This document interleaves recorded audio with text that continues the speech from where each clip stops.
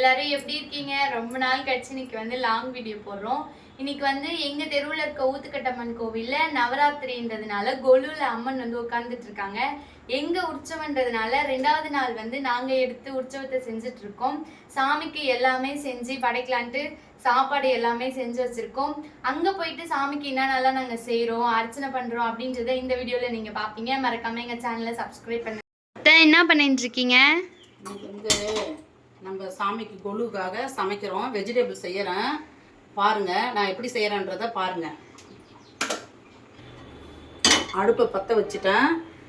மல்லாட்டை எண்ணெய் ஊற்றுறேங்க. இங்கே பாருங்க, 1 கிலோ அளவுக்கு செய்கிறேன் சாப்பாடு. ஏன் இந்த வானல்ல தாளிக்கிறீங்க? குக்கரில் தானே எல்லாரும் செய்வாங்க, நீங்கள் வானல்ல தாளிக்கிறீங்க?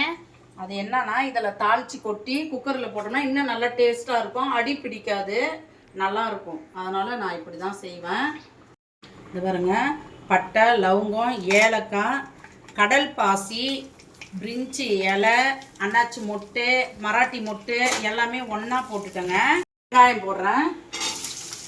வெங்காயம், பச்சை மிளகா, இது மட்டும்தாங்க. இது வதவிட்டோம். நல்லா வதக்கிட்டு பாருங்க, பொன்னிறமாக நல்லா பாருங்க ப்ரௌன் கலரில் மாறிட்டு இப்போ இஞ்சி பூண்டு பேஸ்ட்டு போடுறேன்.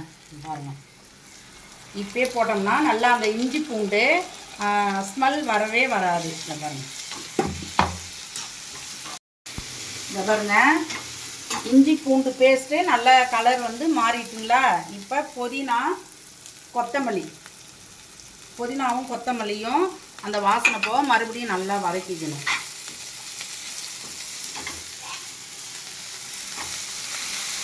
புதினா கொத்தமல்லியே நல்லா கலர் மாறிட்டுங்க. இந்த பாருங்க, தக்காளி பழம் போடுறேன். தக்காளி தக்காளி வதங்கிட்டுங்களா. தக்காளி கூட ரொம்ப வதங்க வேண்டாம், தக்காளி சாதம் மாதிரி ஆகிடும். தக்காளி இதை போல் முஷாக தெரிஞ்சுதுன்னா வெஜிடபிளுக்கு சூப்பராக இருக்கும் கலரு.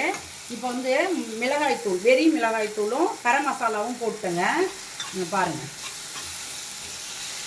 மிளகாய்த்தூள் நல்லா செவந்து போயிட்டு இங்கே பாருங்கள், தயிர் ஒரு 2 டீஸ்பூன் ஊற்றிக்குங்க. பாருங்கள், நல்லா வதவிட்டோம். தயிர் ஊற்றிட்டுங்களா. இப்போ வந்து எலுமிச்சம்பழம் கொஞ்சம் அப்படியே ஊற்றி சும்மா லைட்டாக ஒரு சொட்டு தான் அப்படியே ஒரு கிண்டி வைக்க வேண்டியது தான். பீன்ஸு காய்கறி போடுறேன். இதில் கொஞ்சம் உப்பு போடுறேன் பாருங்கள். உப்பு போட்டால் நல்லா சீக்கிரம் வதவிடும். அடுத்தது மீன் மேக்கர் போடுறேன் பாருங்கள். அதுவும் நல்லா காரம் உப்பு எல்லாமே நல்லா அது மீன் மேக்கரில் இருக்கட்டும், நல்லாயிருக்கும். உப்பு காரம் ஏறட்டும்.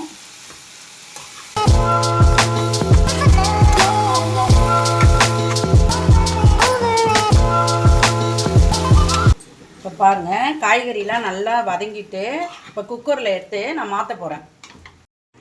இதில் 2 கப்பு அரிசி எடுத்தேன். இதில் 4 கப்பு தண்ணி ஊற்றுறோம் பாருங்கள்.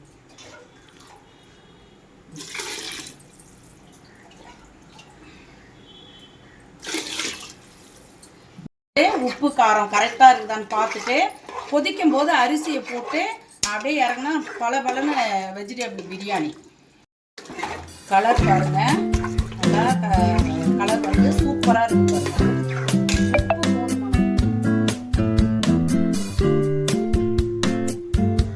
முன்னாடி கொஞ்சம் போட்டேன், இப்போ கொஞ்சம் போடுறேன். உப்பு கரெக்டாக இருக்கும்.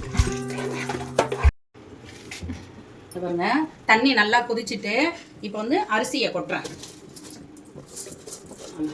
வெஜிடபிளுக்கு அரிசியை கொட்டியாச்சு. இந்த பாருங்க கலர் பாருங்க கொட்டிட்டுங்களா. தண்ணி கொதித்த பிறகு கொட்டிட்டு குக்கரை மேலே வந்து ஃபிட் பண்ணிட்டோம்னா சூப்பராக இருக்குங்க. பாருங்க, நெய் கொஞ்சம் இப்போ ஊற்றிக்கணும். இந்த டைமில் ஊற்றினோம்னா சாதம் சூப்பராக இருக்கும், பஞ்சு மாரி இருக்கும் சாதம். வந்து குக்கரை வந்து ஃபிட் பண்ணியாச்சு. விசில் வந்துங்க 2 தான் வரணும், 3 வரக்கூடாது. இதுவே நல்லா இருக்கும். பாருங்க, குக்கரை எடுக்கிறேன். விசில் எடுத்துட்டேன்.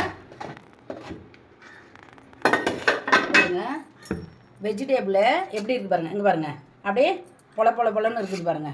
இங்கே பாருங்க, அவ்வளோதாங்க. வெஜிடபிள் ரெடி ஆகி போச்சு. இதில் இன்னொன்று என்னன்னா, மல்லித்தழையை அப்படியே தூவி விடணுங்க. சாதம் எப்படி இருக்குதுன்னு முன்னாடி பார்த்தேன், இப்போ மல்லித்தழையை தூவிட்டேன். இங்கே பாருங்களேன், உதிரியாக இருக்குது பாருங்கள். வெஜிடபிள் வந்து கலர் பாருங்களேன், அப்படியே அட்ராக்ஷனாக இருக்குது பாருங்கள். கலரே அப்படியே சாப்பிடும் போல் நம்மளை அந்த வெஜிடபிள் கூப்பிடுது பாருங்க. சாமந்தி பூ வந்து மாலையாக கட்டுறேன். நாங்கள் எப்பயுமே எங்கள் தெருவில் இருக்கிற சாமிக்கு வருஷாந்திரம் வந்து கொலுவுக்கு ஒரு உபயம் நாங்கள் செய்வோம். ஆனால் மாலை வாங்க மாட்டேங்க. ஒரே ஒரு மாலை வாங்கி போய் போட்டால் அது நிறக்காது. அதனால ஒரு 1500 ரூபாய்க்கு பூ வாங்கி நம்ம கையால் கட்டி நம்ம அம்மாவுக்கு போட்டோம்னா அது நமக்கு சந்தோஷம் தானுங்களே. அதனால் நாங்கள் எல்லா பூவும் இதோ சம்மங்கி கட்டணும் இதுக்கு மேலே. இப்போ தான் சாமந்தி பூ கட்டுறேன். அரளிலாம் கட்டி நாங்கள் உள்ளே வச்சுட்டோங்க, ஃப்ரிட்ஜில் இருக்குது. இந்த டப்பா தாங்க இந்த வாட்டி நாங்கள் வாங்கியிருக்கிறோம். போன வாட்டி வந்து ப்ளவுஸ் பிட்டு வச்சோம், இப்போ வந்து டப்பா வைக்கிறேன். இந்த பாருங்க, தாம்பளம் போட்டுகிட்டே இருக்கிறேன். சமைச்சிட்டேங்க, சாயந்தரம் கொலுவுக்கு எல்லாம் சமைச்சிட்டேன். அதன் பிறகு இப்போ வந்து பாக்ஸில் எல்லாம் வலையெல்லாம் சுமங்கலி பெண்களுக்கு இதெல்லாம் போட்டு முடிச்சுட்டு அப்புறம் பூவும் கட்டி முடிச்சுட்டேங்க. இதெல்லாம் செஞ்சு வச்சுட்டு மறுபடியும் வந்து வீடு வாசல்லாம் பெருக்கி எல்லாம் கூட்டிட்டு கிளம்பி போக வேண்டியதாங்க. மாம்பழத்தில் என்னென்னலாம் நீங்கள் போடுவீங்க? இப்போ எனக்கு போட்டு காட்டுங்க. பாருப்பா, நான் என்னென்ன போடுறேன்னு பாரு. வெத்தலை, பாக்கு, மஞ்சள், சிகப்பு, ஒரு வாழைப்பழம், பூவு, 4 வளையல் ஒரு பாக்ஸில். ஈவினிங் ஒரு 6 மணி போல் சாமி கும்பிட்லான்ட்டு நாங்கள் எல்லோரும் கிளம்பிட்டோங்க. சாமிக்கு தேவையானது எல்லாமே எடுத்துக்கிட்டாங்க எங்கள் அத்தை. தேங்காய் பழம், கற்பூரம், வத்தி அப்படின்ட்டு எல்லாமே எடுத்துக்கிட்டாங்கங்க. சாமிக்கு வெஜிடபிள் சாதம் மட்டும் நாங்கள் செய்யலைங்க. சக்கரை பொங்கல் அப்புறம் கொஞ்சோண்டு சுண்டல் செஞ்சு எடுத்துக்கிட்டோங்க.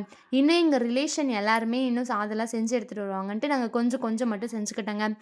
சாமிக்கு படைக்கிறதுக்காக எங்கள் அத்தையும் என்னோட பெரிய அத்தையும் சாப்பாடெல்லாம் சாமிக்கு வச்சுட்டு இருந்தாங்கங்க. மொத்தம் கோவிலுக்குள்ளவே ஒரு 6 சாமி கிட்ட இருங்க. விநாயகர் அப்பா, முருகர், துர்க்கை அம்மன், காத்தவராயன் அப்படின்ட்டு எல்லா சாமியும் இருக்குங்க. எல்லா சாமிக்கும் செஞ்சதை வச்சு படைக்கிறதுக்காக எங்கள் அத்தை எல்லாமே வச்சுட்டு இருந்தாங்கங்க. நான் ஒரு ஓரமாக நின்று வேடிக்கை பார்த்துட்டு இருந்தேங்க.